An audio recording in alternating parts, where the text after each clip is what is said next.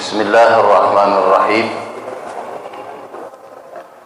Assalamualaikum warahmatullahi wabarakatuh.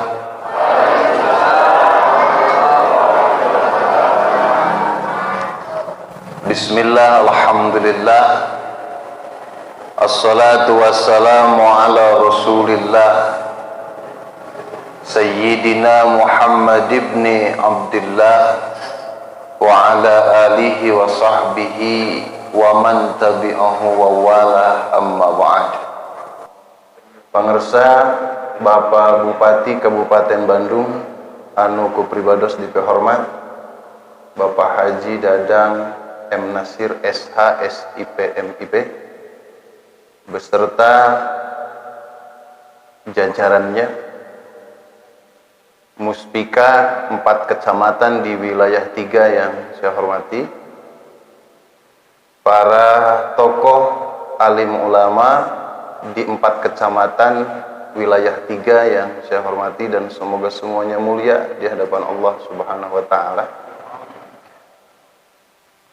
Senantiasa hadir seluruh tokoh masyarakat di berbagai disiplin keahlian, tugas dan ilmunya, termasuk Bapak para kepala desa juga yang menyempatkan hadir yang saya hormati. Terima kasih. Semoga menjadi investasi amal yang tidak sederhana di mata Allah. Salah satu hal yang sedemikian menyenangkan bagi kita hari ini, masih nampaknya harmonisasi antara ulama dan umarah. Dan sepanjang kita bergaul juga tidak pernah ada disharmonisasi, sehingga percepatan pembangunan Kabupaten Bandung menjadi sesuatu yang selalu diiringi lisannya oleh kalam Allah. Gerak tangannya juga adalah gerak tangan Allah, langkah kakinya juga langkah kakinya Allah, sehingga percepatan pembangunan di berbagai sektor alhamdulillah sudah terlaksana. Dan saatnya ini menjelang akhir, Bapak Bupati mengesankan ada kepuasan sebetulnya dari beliau, walaupun tidak sempurna. Karena demikianlah perjalanan hidup manusia, kepuasannya adalah disyukurnya. Pencapaian yang sedemikian besar alhamdulillah sudah kita saksikan bersama, itu mah slide saja. Dan yang kita tonton itu enak aja, bagus gitu ya. Prosesna jiga kumaha kita nggak pernah paham, capekna jiga kumaha kita nggak pernah tahu. Selama 10 tahun itulah perjalanan itu diproses sedemikian rupa, wujudnya seperti itu. Kalau ditanya Bapak Bupati pasti mengatakan belum selesai, cita-citanya belum sampai ke ujung, tetapi jabatannya nggak lama lagi. Mau nggak mau Allah sudah memanggil beliau dengan bahasa Al-Quran, ya ayyatuhan nafsul mutmainnah, wahai orang-orang yang memiliki hati yang lapang dan tenang. Bagi beliau tenang saja. Dan mudah-mudahan 2 periode itu adalah 10 kali 365 hari kali 24 jam kali berapa detik, begitu pikiran beliau, tenaga beliau, segala sesuatunya sudah ditumpahkan untuk Kabupaten Bandung. Jadi nanti bukan hisabnya yang berat, tetapi pintu surganya yang lebar. Amin. Ini yang paling penting. Alhamdulillah kita di bagian ulama, karena proyek panjang hidup ini kan salah satu yang beliau kerjakan itu adalah fisik biologis. Dan sekarang kita lagi diuji nih, kesehatan, wabah, ya kamari karaos lah ku para ulama, para rek. Projek taraweh urun. Banyak Pak yang ngeluh ke saya, Kang kumaha ieu taraweh we sorangan, eueuh nu ngamplopan nyeun amplop we sorangan geus lah. Ya. Tidak ada oleh-oleh lebaran, nyeun we parsel sorangan kan itu. Tapi sarung mah ti Pak Bupati nyampe keneh kan Pak ulama ya. Eta nu penting nama tarawih henteu teu naon ngan sarungnya nepi lah beres. Artinya kita diuji nutrisi kita, dan itulah proyek panjang Pak Bupati, bagaimana mengangkat masyarakat kabupaten supaya sehat secara fisiknya. Kenapa oleh kita para ulama ketika perhatikan, kita mah ada di sektor khusus nanti. Nah, bagaimana menjaga imunitas ini adalah sederhana saja. Kalau Al-Quran ngingetin kulu mimma fil ardi halalan thayyiba, makan makanan yang bersih, bergizi dan halal. Imunitasmu, fisikmu terjaga. Jadi tidak semua yang ada di depan di meja makan yang kita lihat itu harus masuk perut semuanya. Jadi lamun tos dipasihan sate tong tamarak atau kena gule di dahar. Dangke pasti darting. Iya, orang mah pancan asup kabeh teh, aluh. Dan kalau kita makan kan yang kita ukur mulutnya, bukan perutnya, Pak. Salagi mulut daikeun ngagayem beuteung kembung teh jadi ukuran. Dan itulah yang terjadi sehingga fisik biologis kita juga agak terganggu kemarin. Terpapar we saeutik ku virus nu teu kaciri. Saya kan bilang ke Pak Bupati, itu yang namanya corona itu Covid pan teu kaciri gitu ya. Sama halnya dengan ilmu. Oh, para ulama nu hafal kitab oneng teu mimiti numpang ipisna nu pikeun ka pangkandelna katingali melendung tarangna gitu. Enggak, sama-sama gaib. Artinya apa? Covid ilmui, jangan pakai emosi.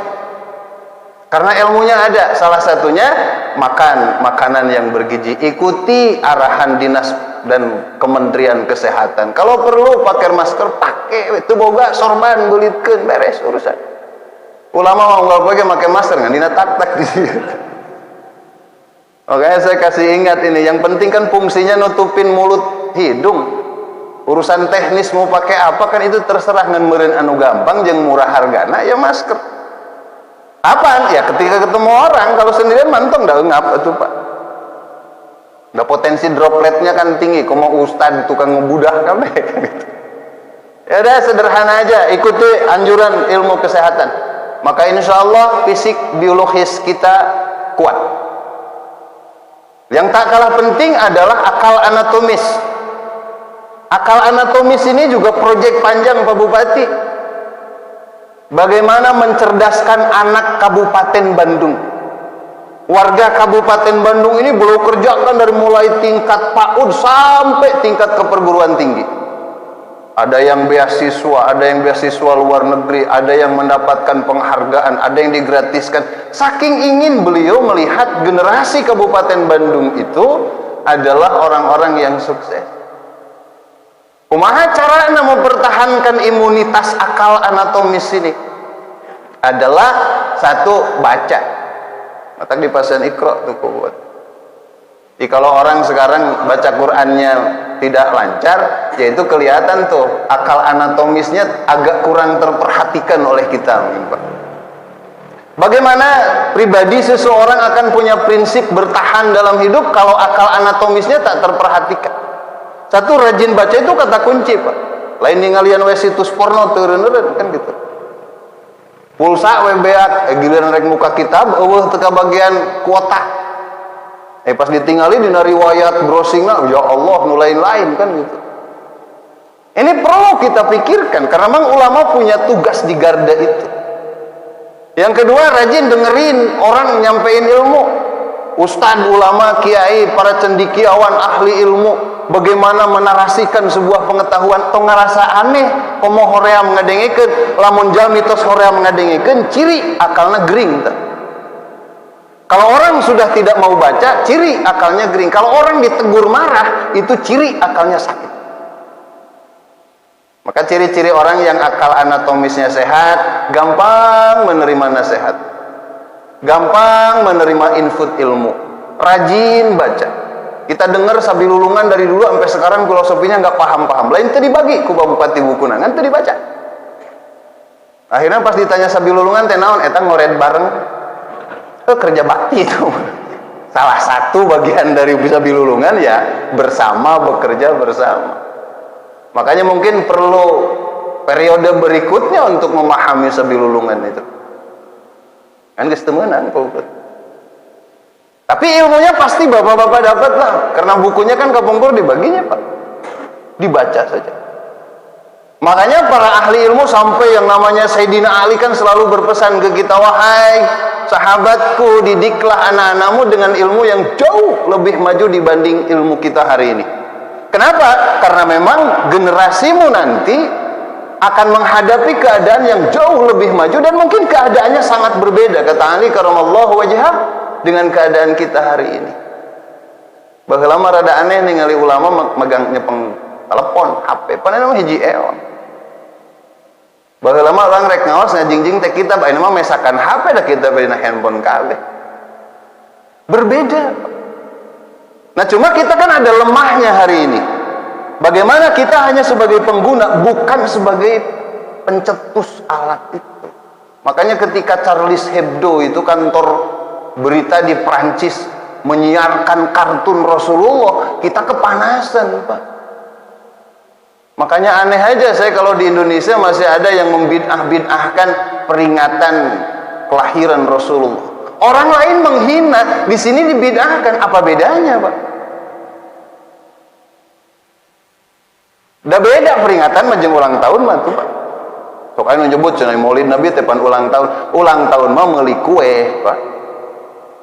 54 tahun jieu, 55 jeung 4 hurungkeun tiup. Eta ulang tahun ngaranna. Tah ada ilmu di situ, tak ada hikmah yang bisa didapat kecuali sadar umur geus kolot.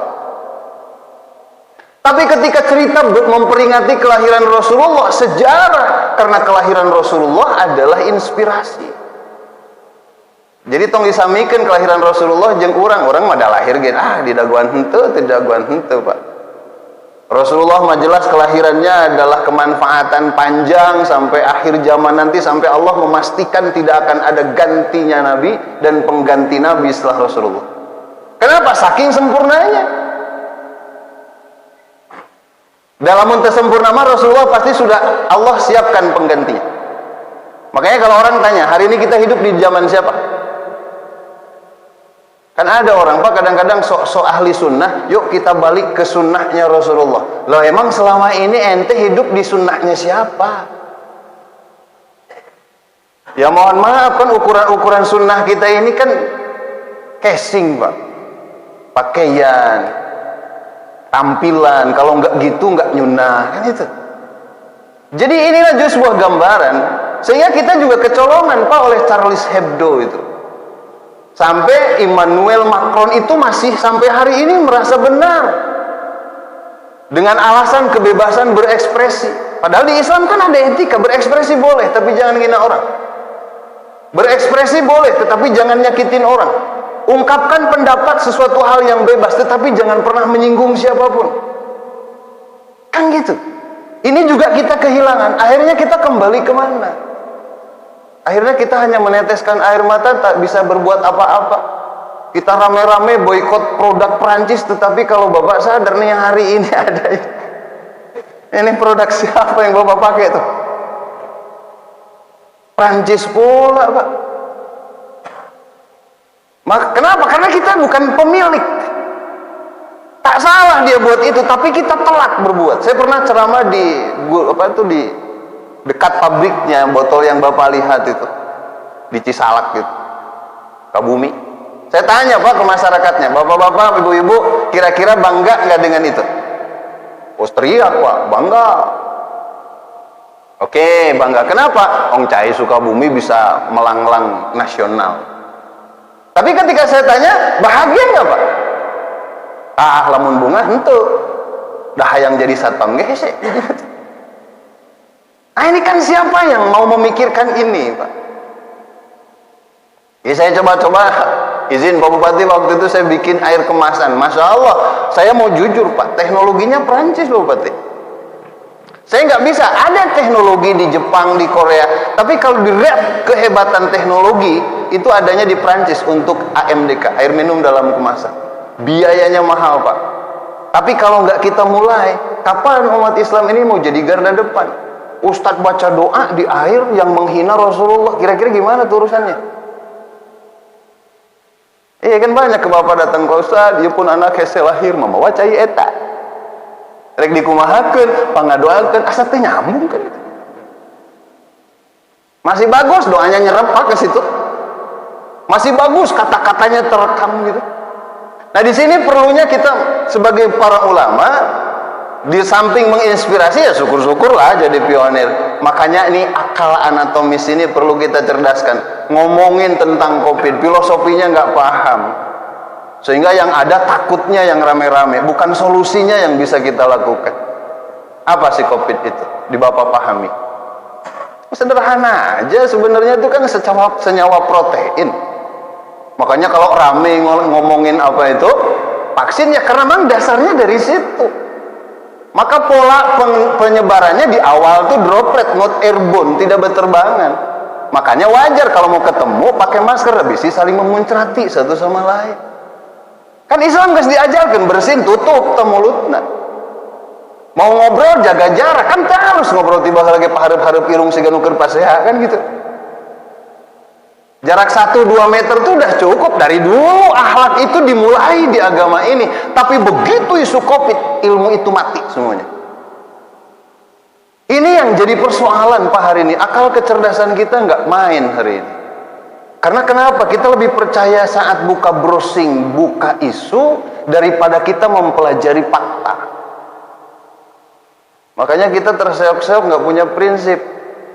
Ini kan kalau ditanya Pak Bupati kapan akhirnya ini COVID, Pak Bupati aja nggak tahu.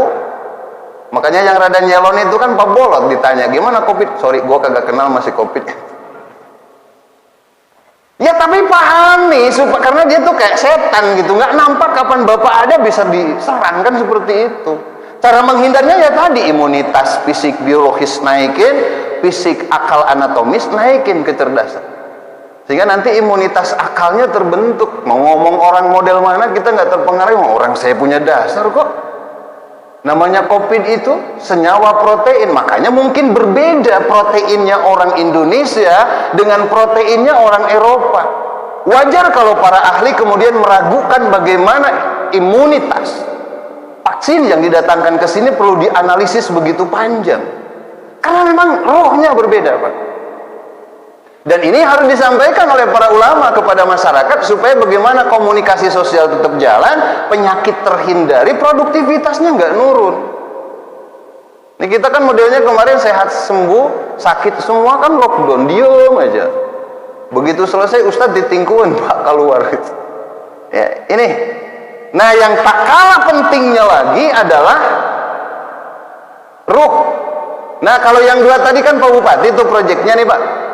Fisik, biologis, akal, anatomis. Yang paling penting, satu di antara yang tadi itu adalah bagaimana berbicara tentang ruh.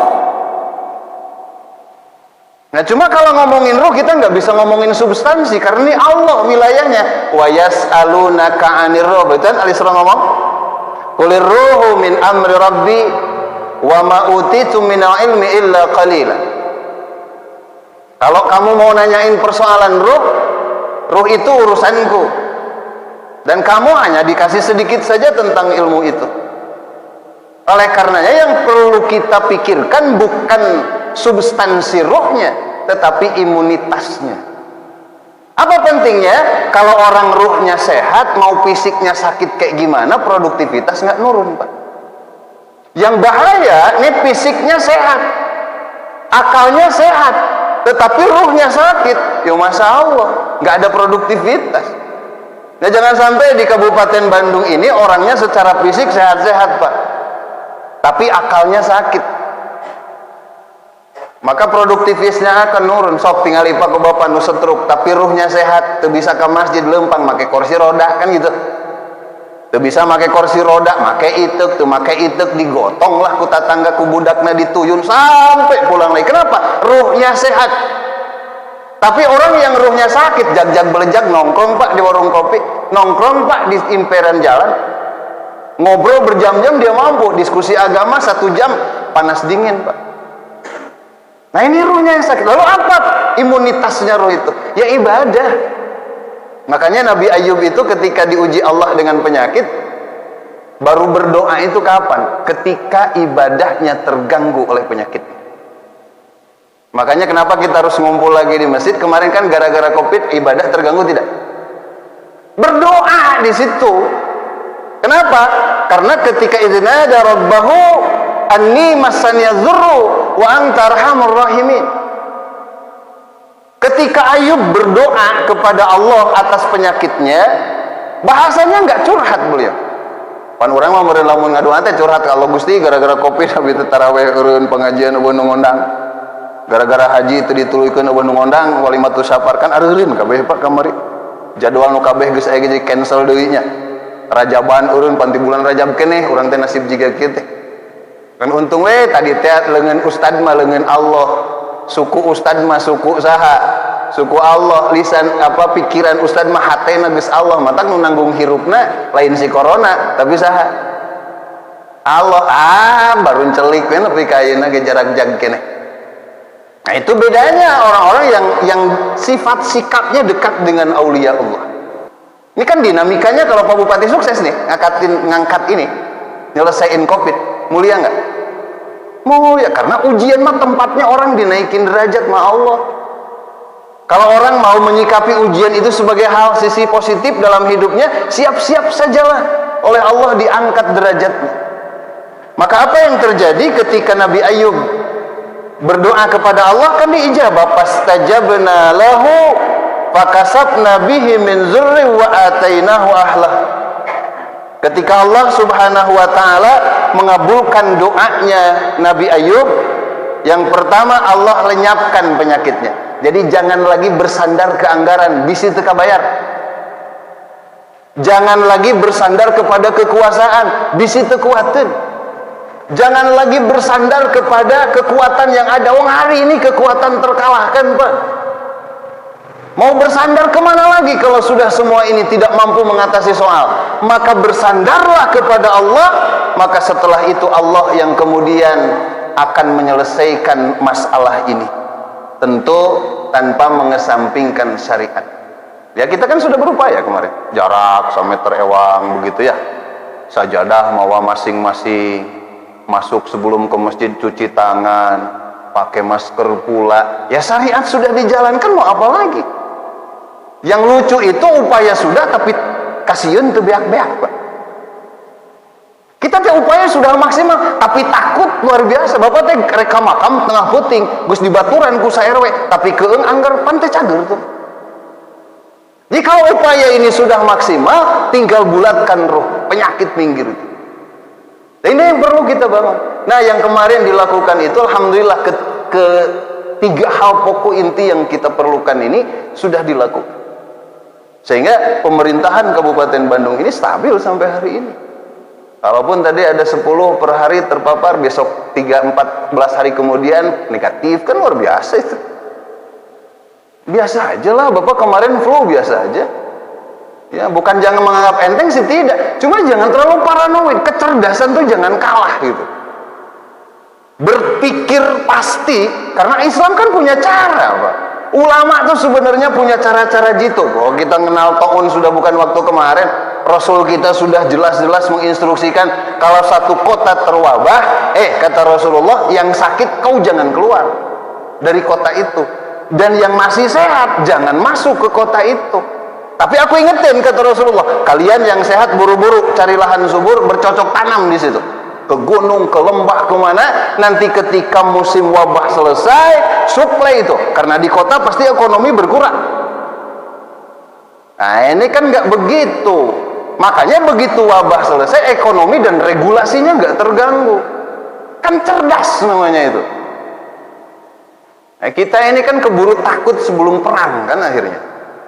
Jadi hadirin yang dimuliakan oleh Allah Subhanahu Wa Taala, di semangat Pak Bupati yang beliau sadar betul, kurang lebih 2 bulan lagi jabatannya, 3 bulan kurang setik meureun ya akan selesai. Tapi daruhnya masih Allah titipkan, amanahnya masih Allah titipkan ke beliau.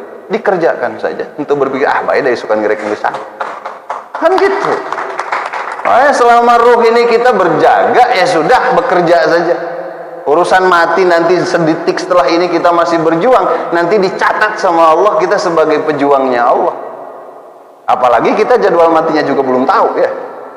Jadi Bapak Ibu hadirin yang dimuliakan Allah, mudah momen yang sebentar ini bermanfaat, memperkokoh lagi ukhuwah kita, sehingga kita melangkah untuk membangun kabupaten ini lebih pasti lagi. Dan mudah-mudahan Pak Bupati sesuai ayat, ya ayyatuhan nafsul mutmainnah irji'i ila rabbiki, karena kemarin beliau sudah berinvestasi begitu panjang, balik lagi ketemu Allah, berbaris lagi dengan hamba-hamba Allah yang lain. Karena jabatan itu mah amanah, tetapi perjuangan tak selesai di ujung jabatan. Insyaallah ya Pak Bupati sasarangan deh. Insyaallah. Jadi nggak selesai di situ. Dan beliau mah nggak usah diajarin lah urusan bakti membakti mah. Cuma ini mau mengingatkan saya supaya ikatan emosional silaturahmi sebagai hamba Allah Muslim nggak selesai, kan gitu. Jadi Bapak Ibu yang kemudian irji'u fadkhuli fi ibadi wadkhuli jannati. Dah, tinggal masuk ke surga yang lebih indah lagi dari apa yang sudah dilakukan kemarin.